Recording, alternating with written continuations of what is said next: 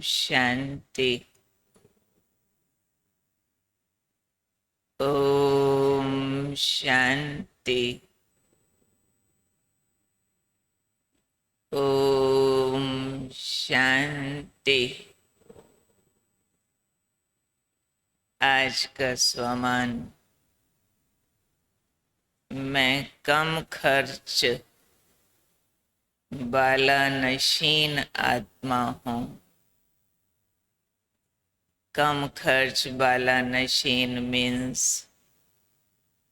थोड़े खर्चे में अधिक फायदा निकालने वाले, इकोनॉमिकल, बचत की स्कीम से चलने वाले। बाबा हमेशा सिखाया करते हैं, कोई भी कार्य करने की विधि आपकी ऐसी होनी चाहिए जो कम खर्चो फायदा अधिक निकालो। वो फिर चाहे आपकी मटेरियल थिंग्स हो, स्थूल बातें हो, या फिर आपकी सूक्ष्म आंतरिक शक्तियां हो, जिसको आज प्यारे बाबा ने कहा है, तुम बच्चों को संगम युग पर बाप दादा द्वारा जो खजाने मिले हैं, उन सब खजानों को व्यर्थ जाने से बचाओ, तो कम खर्च वाला नशीन हो जाएंगे। क्योंकि अधिक खर्च करना, कम फायदा निकालना, ये तब होता है जब वेस्टेज होती है। तो बाबा ने कहा, कम खर्च वाला नशीन बनना है तो सब खजानों को व्यर्थ जाने से बचाओ। खजाने तो हम समझ गए हैं किसको कह रहे हैं बाबा। हमारा समय, श्वास, संकल्प, तन की शक्ति, धन की शक्ति, ये सब शक्तियां हैं, खजाने हैं। इन सब खजानों को वेस्ट नहीं जाने देना। उस दिन भी अव्यक्त मुरली में बाबा ने कहा, संगम युग का 1 सेकंड भी कई वर्षों के समान है, 21 जन्मों के रिजल्ट देने वाला है। तो इसलिए जो महंगी चीज होती है, बढ़िया चीज होती है, उसको बहुत संभाल के खर्च किया जाता है। और महंगी और बढ़िया का अर्थ ही होता है थोड़े में ज्यादा काम करे। घटिया चीज होती है, क्वांटिटी ज्यादा होती है, क्वालिटी कम होती है। बढ़िया चीज होती है तो उसकी क्वालिटी हाई होती है, और क्वांटिटी चाहे कम हो, कॉम्पैक्ट हो, जिसको बाबा सेक्रीन भी कहते हैं कई बार। तो बाबा ने कहा, अगर व्यर्थ से बचाएंगे तो समर्थ बन जाएंगे। और जिनके पास समर्थ का खजाना है, समर्थ बच्चे हैं, उनका कुछ भी व्यर्थ जा नहीं सकता।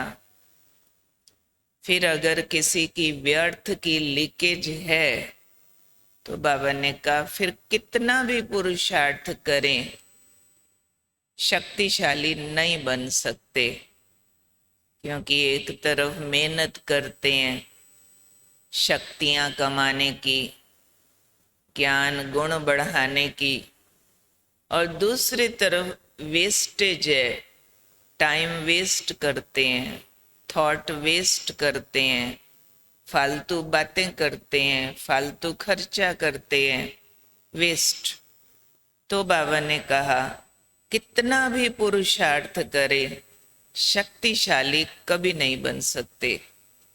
इसलिए आज का बाबा का विशेष इशारा है, बच्चे व्यर्थ की लीकेज को खत्म करो। और समर्थ बनो तो कहा जाएगा कम खर्च बाला नशीन। हम संसार के सबसे बड़े इकोनॉमिस्ट बन जाएंगे, क्योंकि ये बहुत बड़ी इकोनॉमी है जहाँ राज्य व्यवस्था हम सीखते हैं, वहाँ धन की मैनेजमेंट सीखना भी बहुत बड़ी बात होती है। हमारे संकल्प भी हमारा धन है, हमारा समय भी हमारा धन है, हमारी तन की शक्तियाँ भी हमारा धन है। तो संगम युग पर ये सारी शक्तियाँ केवल आत्म उन्नति के लिए और विश्व कल्याण के लिए प्रयोग होनी चाहिए।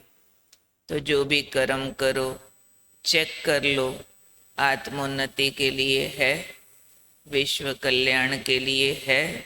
अगर नहीं है तो छोड़ देना चाहिए। मुझे पसंद है, मेरा इंटरेस्ट है, लोग कहते हैं, कोई क्या कहेगा, इन भाषाओं में नहीं जाना चाहिए। उसके बजाय ये जो हमें बोनस टाइम मिला है संगम युग का, इसमें हमें फोकस्ड रहना है। हर संकल्प, समय, श्वास वही व्यतीत हो जो आत्म उन्नति के लिए है, जो विश्व कल्याण के लिए है। अगर है तो करना है, नहीं है तो नहीं करना है। क्योंकि मैं कौन हूँ? मैं हूँ कम खर्च बाला नशीन आत्मा, व्यर्थ को समर्थ बनाने वाली शक्तिशाली आत्मा हूँ, विशेष हूँ। तो उसके लिए बचत की स्कीम बनानी है हमको, सब कुछ बचाना है। समय जिन बातों पे जितना लगाते हैं और कम करें, जितने शब्द बोलते हैं और कम करें, जितने खर्च करते हैं और क्वालिटी बढ़ाएं, उसकी क्वांटिटी कम करें। तन की शक्तियों का भी ध्यान दें, कम में अधिक फायदा निकालें, तो हम व्यर्थ से समर्थ आत्माएं बन जाएंगे। आज का याद की यात्रा का पॉइंट सुनते हैं।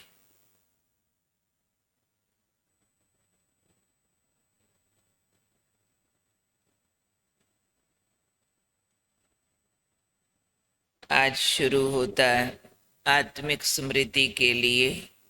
मनुष्य आत्मा का योनि परिवर्तन नहीं होता, उसकी 84 लाख योनियां नहीं है।